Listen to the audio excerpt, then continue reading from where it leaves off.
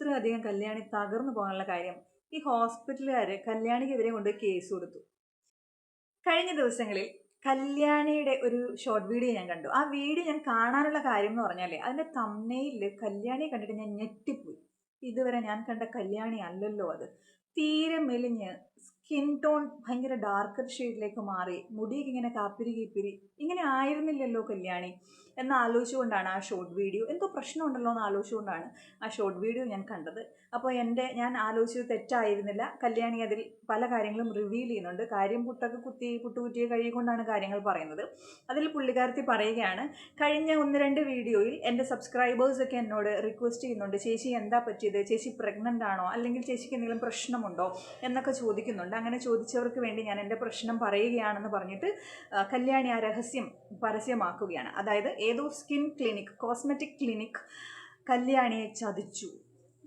അതായത് കല്യാണി അതിലൊരു കണക്ക് പറയുന്നുണ്ട്, എന്തോ 8 വർഷമായിട്ട് എനിക്കറിയാവുന്ന ഒരു ഡോക്ടറാണ്, അവർ എന്നെ ചതിച്ചു, എൻ്റെ കയ്യിൽ നിന്ന് പൈസ കുറേ പറ്റിച്ചെടുത്തു, അതിൻ്റെ തെളിവുകൾ ചോദിച്ചിട്ട് അവർ തരുന്നില്ല.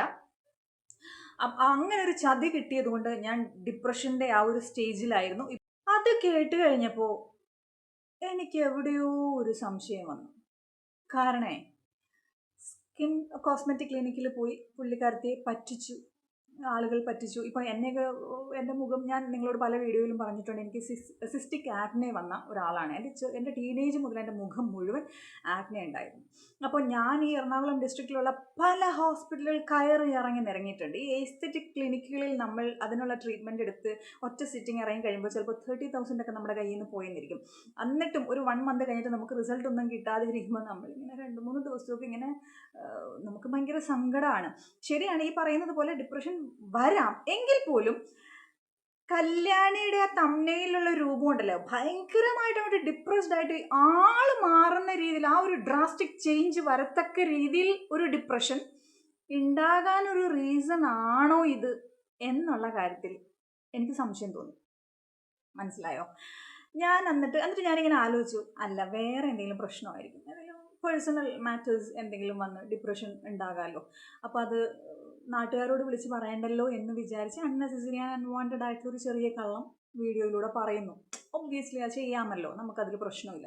ചിലപ്പോൾ അങ്ങനെ ആയിരിക്കാം എന്ന് ഞാനിങ്ങനെ ആലോചിക്കുമെങ്കിലും ഇതിലെന്തോ ഒരു കള്ളം ഉണ്ടല്ലോ എന്നെൻ്റെ മനസ്സിടയ്ക്കിടെ പറഞ്ഞുകൊണ്ടിരുന്നപ്പോഴാണ് മറ്റൊരാൾ വീഡിയോ ഇട്ടു. അതിൽ പുള്ളി വ്യക്തമായിട്ട് ചില കാര്യങ്ങൾ പറയുന്നു.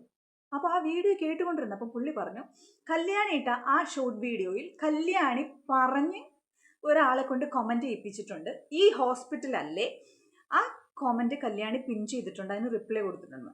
ഞാൻ അപ്പോൾ തന്നെ കല്യാണിയുടെ ആ ഷോർട്ട് വീഡിയോ, ഞാൻ കണ്ട ആ ഷോർട്ട് വീഡിയോ എടുത്ത് വീണ്ടും നോക്കിക്കഴിഞ്ഞാൽ കമൻറ്റ് സെക്ഷൻ നോക്കിയപ്പോൾ ശരിയാണ്, ഒരാൾ കമൻറ്റ് ചെയ്തിരിക്കുന്നു ആ ഹോസ്പിറ്റലിൻ്റെ പേര്, ഇതല്ലേ ഹോസ്പിറ്റൽ.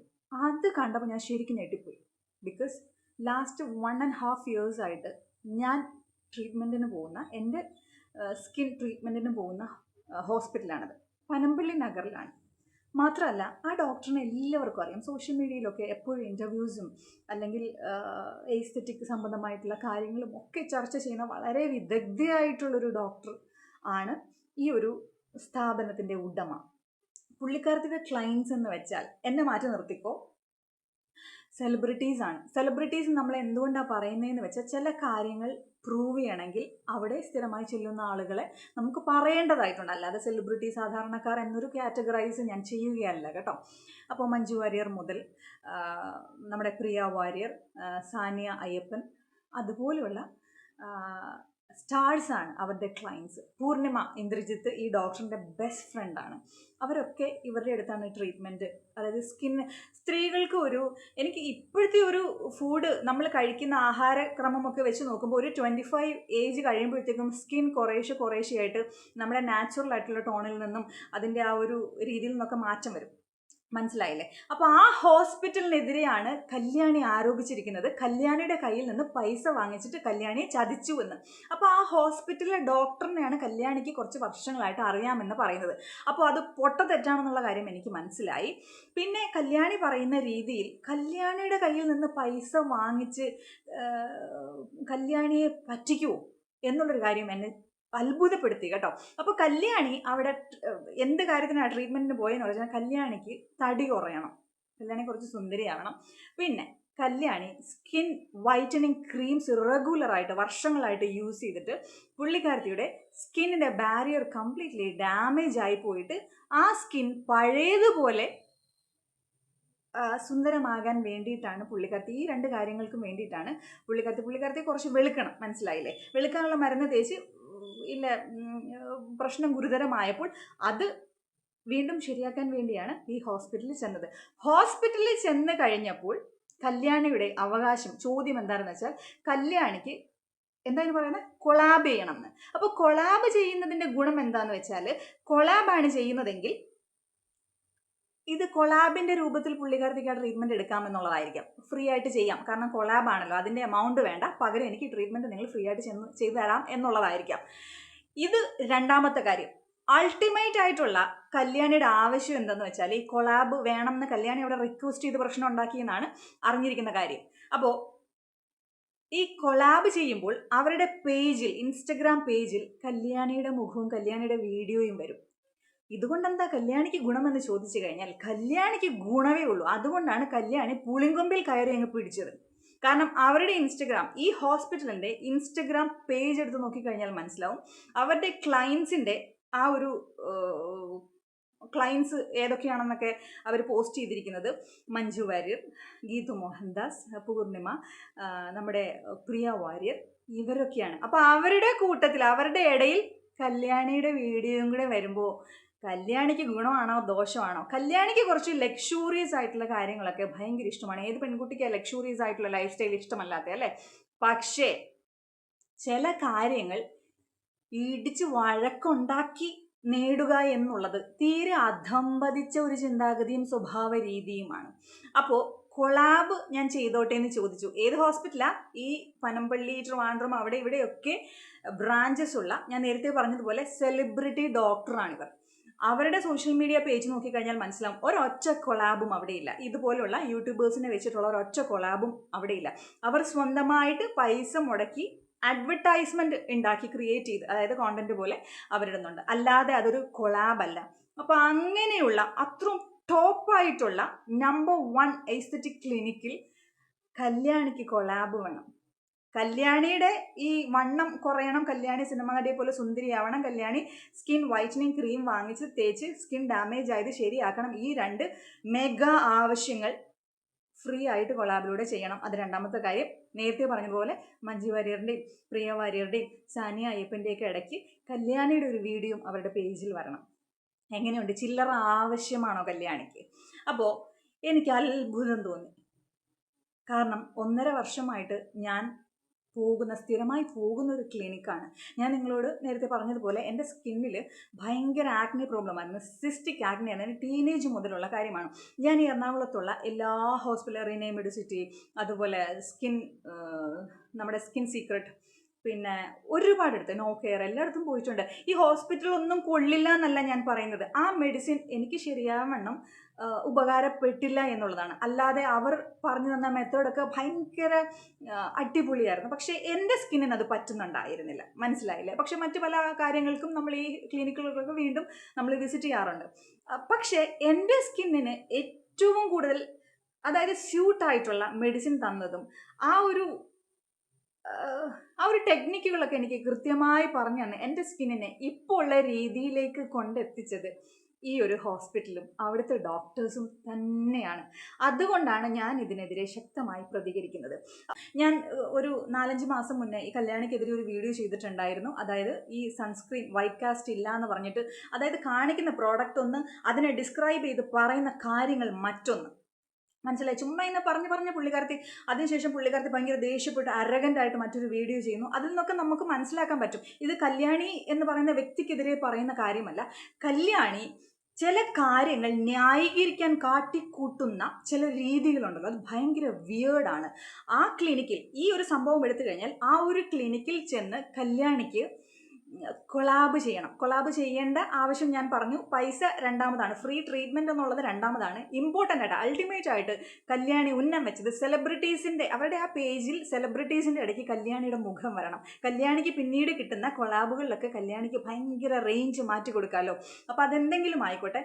പക്ഷേ ഈ ഒരു കാര്യം, നിങ്ങൾക്കൊരു പ്രശ്നമുണ്ടായി, അത് നിങ്ങളുടെ സബ്സ്ക്രൈബേഴ്സിനോട് പറയുമ്പോൾ ഓർക്കുക, സത്യസന്ധമായിട്ടുള്ള കാര്യങ്ങൾ പറയുക. 100% നിങ്ങൾ സത്യസന്ധമായിട്ടുള്ള കാര്യങ്ങൾ തിരികെ കയറ്റി പറയണം എന്നില്ല. അറ്റ്ലീസ്റ്റ് ഒരു 80% നിങ്ങളുടെ ഭാഗത്ത് ന്യായമുണ്ടെങ്കിലേ പറയാവൂ. അല്ലെങ്കിൽ നിങ്ങൾക്ക് മറ്റെന്തൊക്കെ കാര്യങ്ങൾ പറയും. ഇപ്പം നിങ്ങളുടെ സബ്സ്ക്രൈബേഴ്സ് എല്ലാം നിങ്ങളുടെ അയൽവക്കക്കാരല്ല.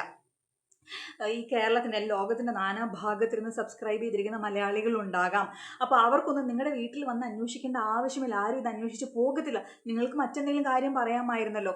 കല്യാണി വിചാരിച്ചു, കല്യാണിക്ക് ഇത്രയും ഫോളോവേഴ്സും ഇവരെ വിശ്വസിക്കുന്ന ആളുകളും ഒക്കെ ഉള്ളത് കൊണ്ട് എന്ത് പിച്ചക്കള്ളങ്ങൾ പറഞ്ഞാലും വിശ്വസിക്കും. ഇതിനെതിരെ ആരും പ്രവർത്തിക്കില്ല എന്നുള്ളതാണ്.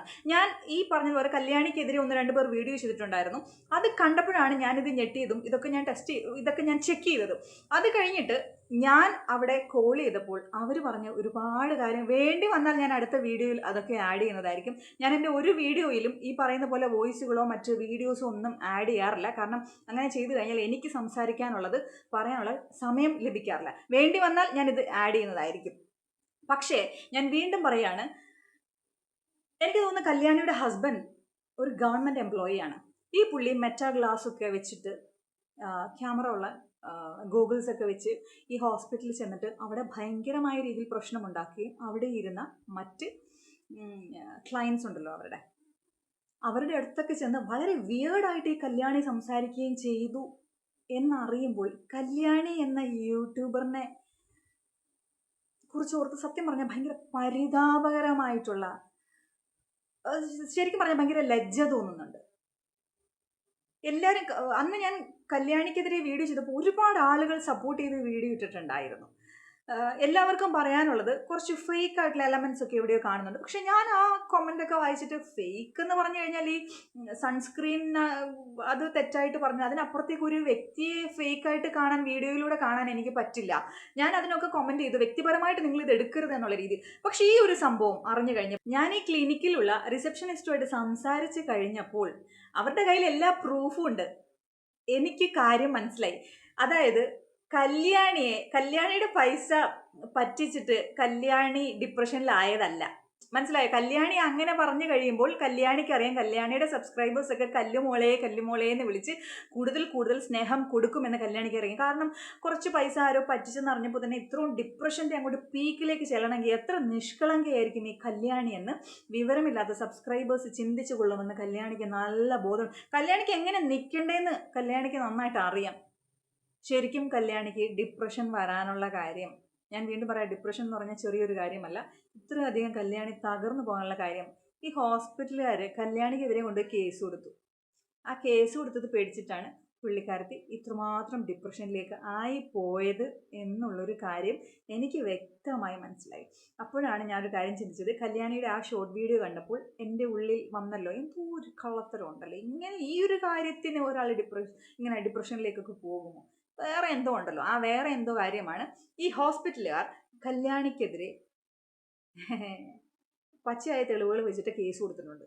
അതാണ് കല്യാണി ഡിപ്രസ്ഡ് ആയിപ്പോയത്. അല്ലാതെ കല്യാണി എന്ന് പറയുന്ന പെൺകുട്ടി സബ്സ്ക്രൈബേഴ്സൊക്കെ ഇപ്പം, അതായത് അതിൻ്റെയൊക്കെ അടിയിൽ കമൻറ്റുകളാണ് കല്ലുമോളെ എന്നൊക്കെ പറഞ്ഞിട്ട്, കല്യാണിക്കുട്ടി എന്നൊക്കെ പറഞ്ഞിട്ടാണ്. കല്യാണിക്കുട്ടി പാവമാണ്. പക്ഷേ കല്യാണിക്കുട്ടി സാഹചര്യങ്ങളിൽ നടന്ന സംഭവങ്ങളൊക്കെ തിരിച്ചും മറിച്ചും ചപ്പാത്തി തിരിച്ചു തന്ന ലാഘവത്തോടു കൂടി കല്യാണി തിരിച്ചും മറിച്ചുവിട്ട് കാര്യങ്ങളെ അവതരിപ്പിക്കും എന്നുള്ളൊരു കാര്യം ഓർക്കണം. ഡിയർ കല്യാണി, ഇത് കേൾക്കുന്നുണ്ടെങ്കിൽ നിങ്ങൾ സത്യമായിട്ടുള്ള എല്ലാ കാര്യങ്ങളും സബ്സ്ക്രൈബേഴ്സിനോടും, ഈ യൂട്യൂബ് എന്ന് പറഞ്ഞ പ്ലാറ്റ്ഫോം വേൾഡ് വൈഡായിട്ട് ലോകത്തിൻ്റെ ഏത് കോണിൽ നിന്ന് വേണമെങ്കിലും തുറക്കാൻ പറ്റും. അപ്പോൾ ഒരു കാര്യം പറയുമ്പോൾ സൂക്ഷിക്കണം. നാളെ അല്ലെങ്കിൽ നമ്മൾ കള്ളമാണ് പറയുന്നതെന്ന് ആളുകൾക്ക് മനസ്സിലാകും. അതും ഇതുപോലെയുള്ള ക്ലിനിക്കുകളെ കുറിച്ച് പറയുമ്പോൾ ഓർക്കുക, ആരെങ്കിലും സത്യം പോയി അന്വേഷിച്ചറിഞ്ഞു കഴിയുമ്പോൾ നിങ്ങൾ എന്ത് ട്രീറ്റ്മെൻറ്റാണ് എടുക്കാൻ പോയെന്ന് കേൾക്കുമ്പോൾ പോലും നിങ്ങളുടെ സബ്സ്ക്രൈബേഴ്സിന് നിങ്ങളോട് ദേഷ്യം വരാനുള്ള ചാൻസ് ഉണ്ട്. ഇപ്പോൾ വണ്ണം കുറയുക എന്നുള്ളത് ഒരു തെറ്റിയല്ല, നിങ്ങൾക്ക് വണ്ണം കുറയ്ക്കാൻ പോയി. പക്ഷെ അതിനപ്പുറത്തേക്ക് നിങ്ങൾ സ്കിൻ വൈറ്റനിങ്ങിന് വേണ്ടിയിട്ട് ആ വൈറ്റനിങ് ക്രീം യൂസ് ചെയ്ത് നിങ്ങളുടെ സ്കിൻ ഡാമേജ് ആയിരുന്നു. അപ്പോഴാണ് സബ്സ്ക്രൈബേഴ്സ് ഞെട്ടാൻ പോകുന്നത്. ഇത്ര നാളും ഈ ക്രീമുകളെല്ലാം പ്രൊമോട്ട് ചെയ്തിരുന്ന ആൾ ഇതിനപ്പുറം എന്നും രാത്രി കിടക്കാൻ പോകുന്നതിന് മുന്നേ സ്റ്റിറോയിഡ് കലർന്ന സ്കിൻ വൈറ്റനിങ് ക്രീം 250 രൂപയ്ക്ക് 230 രൂപയ്ക്കും വാങ്ങിക്കുന്ന ലുഡക്ക് വൈറ്റനിങ് ക്രീം യൂസ് ചെയ്തിട്ടാണ് ഈ രീതിയിൽ പളപളാ തിളങ്ങിയിരുന്നു എന്നുള്ള സത്യം ആളുകൾ മനസ്സിലാക്കും എന്നുള്ളൊരു കാര്യം ദയവ് ചെയ്ത് ഇനിയെങ്കിലും മനസ്സിലാക്കേണ്ടിയിരിക്കുന്നു.